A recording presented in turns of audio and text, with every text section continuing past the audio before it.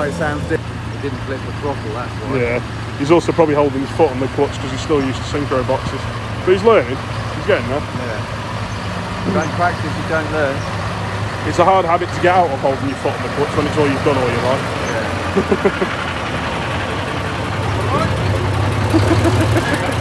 Yeah.